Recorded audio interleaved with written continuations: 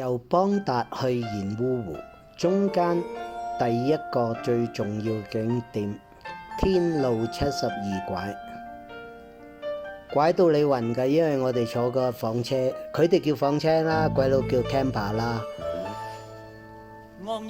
喺床度啲嘢跌晒落嚟嘅，每轉一個彎要頂住嚟，連個床褥都落埋嚟嘅。不過 anyway 點都好啦，你咪當個體驗咯。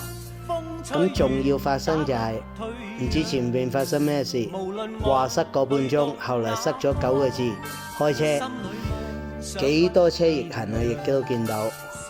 跟住中間之後亦都試過塞車。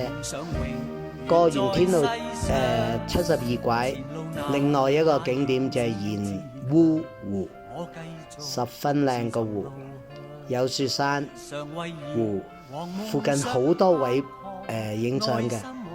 我哋去到嗰陣時應該係因為塞車去到5點零啦，佢係6點鐘收嘅。咁你可以喺入邊，但係停車場就話6點鐘一直唔準入㗎啦。哇！你睇前面嗰條仲拐啊！咁本應我想就係喺架 campus 度瞓啦。如果天氣好，就算係14定16啊，嗰日初14定16，咁咪算光啲都影星咯，遮住嚟影咯，something like。結果有人反對，就要去攤佢住咯。不過 anyway 啊，teamwork 少唔係少數，邊個有要求就跟邊個 ，no matter how，但係十分靚。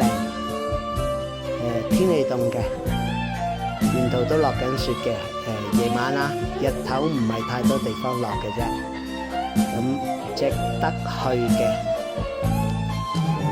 尾再擺埋就係中間見到啲野生，唔叫羚羊啊，野生嘅山羊啦，喺個好斜嘅山坡上尋找啲好難揾到草嘅草嚟食啦。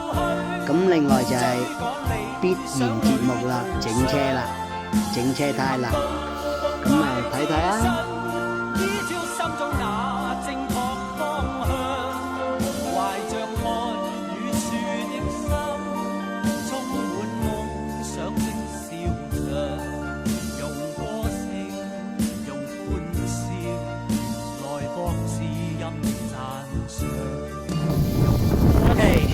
行318必經嘅事情啦，檢查輪胎應該係有事啩。喂，檢查，稱一稱佢，磅一磅佢。